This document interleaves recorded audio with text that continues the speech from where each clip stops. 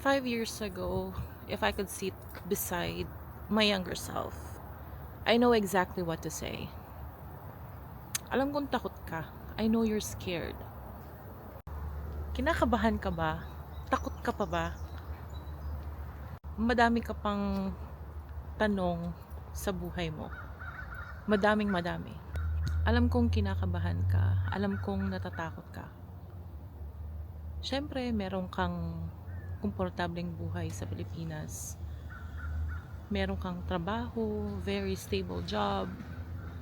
Andun yung pamilya mo, yung kapatid mo, andun lahat ng kaibigan mo.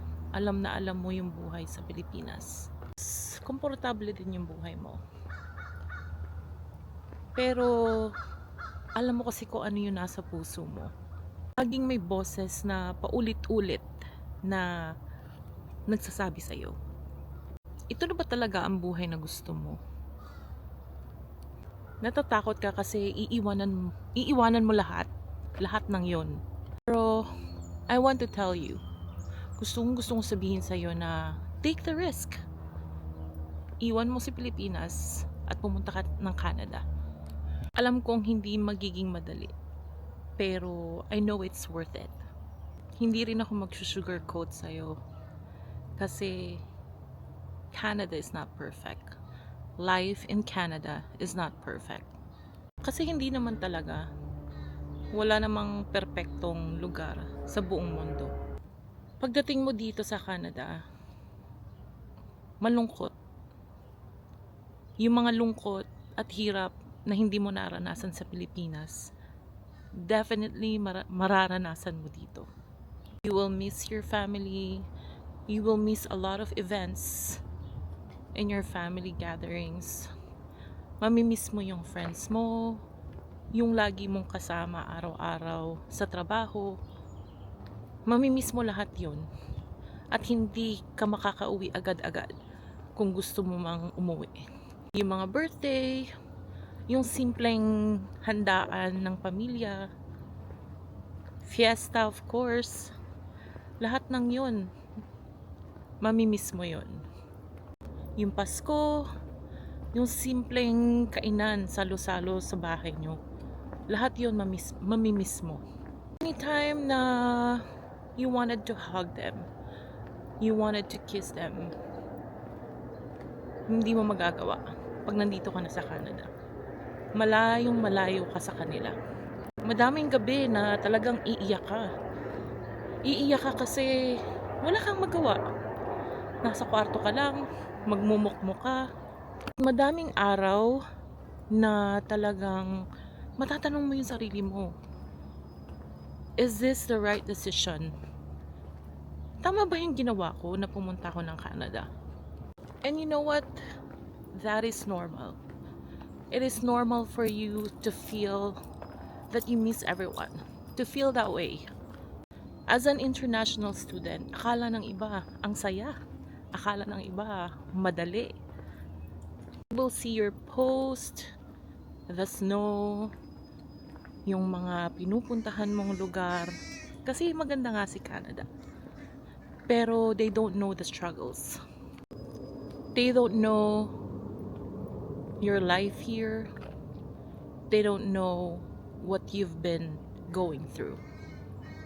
Yung tipong pinagkakasya mo yung budget mo, yung sinasahod mo as an international student para makabayad ka ng bills, makabayad ka ng rent mo. Hindi nila nakikita yung homesickness mo, yung pagod mo, lahat ng ginagawa mo everyday.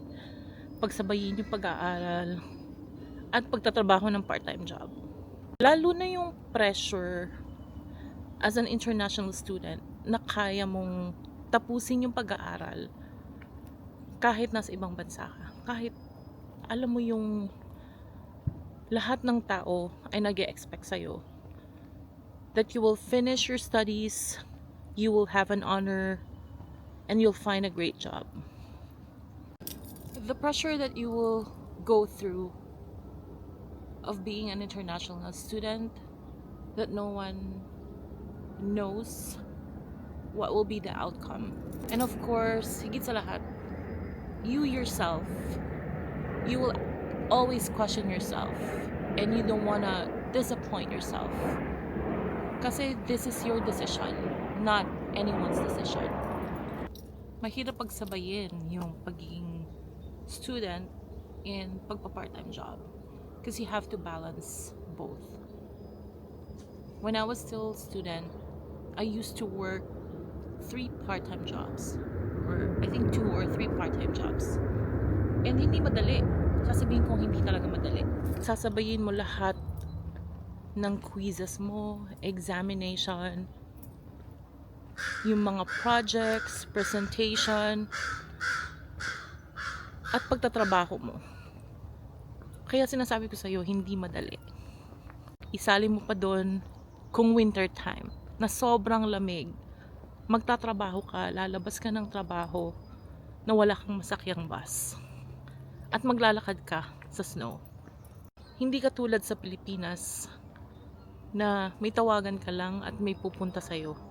Sumakay ka sa jeep, sumakay ka ng motor, makakarating ka agad sa bahay nyo. Pero dito hindi. Dito kailangan mong maglakad pag naiwan ka ng bus. Kailangan mong tiisin yung lamig. Yung minus 30, minus 40 degrees.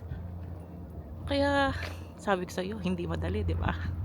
Isang beses na napaiyak talaga ako. Kasi, alam kong yun yung oras ng bus. Pero naiwan ako. Naglakad ako sa snow, mag-isa. At tinatanong ko talaga yung sarili ko. Tama ba talaga itong ginawa ko? Ba't ako nandito? Bakit wala akong karamay? Bakit ako lang mag-isa? And then, just a snap. After 2 years, you finished your program. Parang ang bilis, ano? Nakuha mo yung post-graduation work permit. Akala mo ang dali. Akala mo napakabilis ng mga pangyayari. Hindi pala. Bagong challenge ulit. Panibagong challenge sa buhay mo. Kailangan mo maghanap ng full-time job. Kailangan mong mag-build ng reputation mo. Kailangan mong mag-adjust sa environment. Kasi ito na yung part na kailangan mo mag-level up at mag-build ng experience. At syempre, maghintay ulit. Yung paghihintay na hindi mo kayang kontrolin. Yung maghihintay ka ulit sa opportunity na dati meron ka. And you will realize that ang daming bagay sa buhay mo na pwede mo namang kontrolin. Of course, pwede mong kontrolin yung sipag mo, diskarte mo, at yung decision mo na wag ka agad susuko. Ba't ka susuko? And then, makakakuha ka ng full-time job as a personal support worker. And, alam mo, yung personal support worker, hindi siya madaling trabaho. Akala ng iba, magpupunas ka lang ng ganon, magpapakain ka lang, magpapaligo ka, bibihisan mo sila. Pero that job is really rewarding. I know it's a physical job, very physical job. Mentally, physically, emotionally exhausting. Uuwi ka na sobrang pagod at minsan uuwi ka na hihiga ka na lang, iiyak. At tatanungin mo pa rin yung sarili mo, bakit ako nandito? Bakit ko ginagawa to? So, 12 hours duty, meron kang overtime if you want, tapos may weekend work, may weekend off. So, nasa sayo kung paano mo kontrolin yung mga bagay na yun. Kung paano mo i-handle lahat ng stress.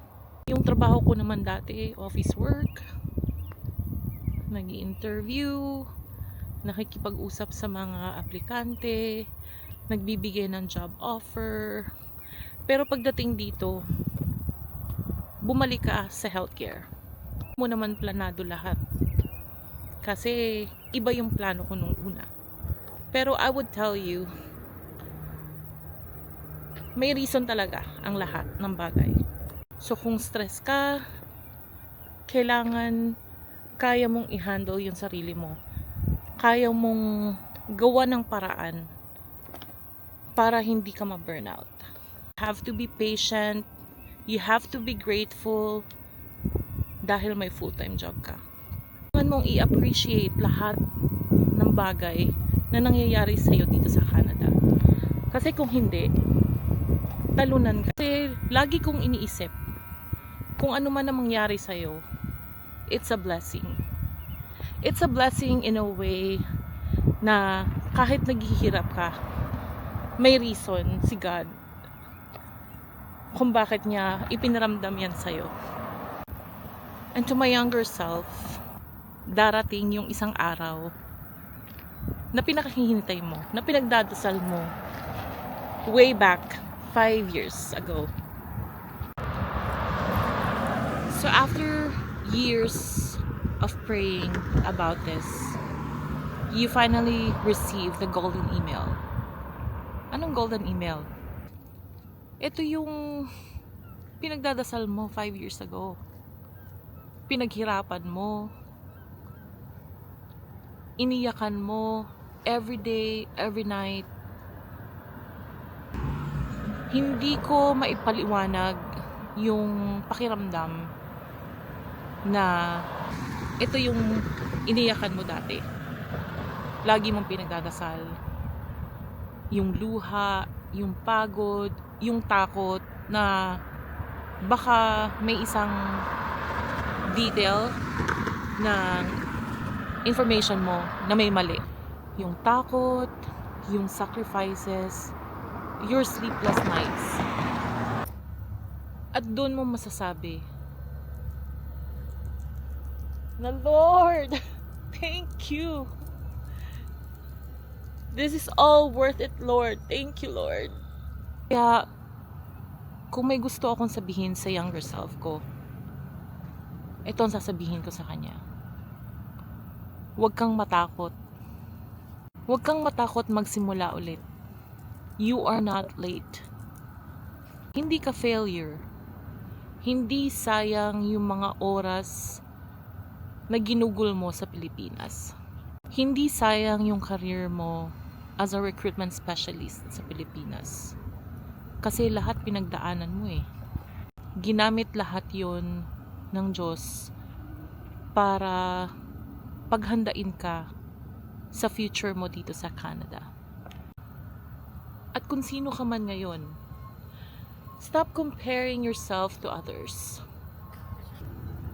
Stop comparing your life to other people's timeline. Kasi magkakaiba tayo ng journey. May mga taong mabilis yung journey, may mga taong napakabagal ng journey nila. Pero it doesn't mean that you're a failure. It doesn't mean na hindi ka mag-grow. You are exactly where you're meant to be. Huwag mong isipin na failure ka kasi lahat naman tayo dumadaan doon. Lahat tayo may ups and downs. Lahat tayo may problema. And life isn't a race. Kailangan ba nating magkompetensya sa ibang tao? Di ba hindi? May kanya-kanya tayong timeline. Kaya, wag na wag mong ikumpara yung sarili mo sa ibang tao. Hayaan mo sila. Let them. May sarili kang buhay. At minsan, may mga pangarap tayo na matagal nating makamit. Pangarap na gusto mong abutin, pero hindi mo agad maaabot. Dahil may plano si Lord for you. May plano si Lord kung kailan niya ibibigay lahat ng pangarap mo. If you are watching this and you are afraid to start, this is just a reminder that it's okay. Okay lang matakot. Okay lang magsimula ulit. Okay pala na paulit-ulit mong isipin kung anong gusto mo sa buhay. Basta wag kang titigil. Keep on going. Don't give up. And one day, you will look back at your younger self and you will say to yourself, you will be proud to say to yourself, thank you for not giving up. If you are watching this, that means that you didn't give up.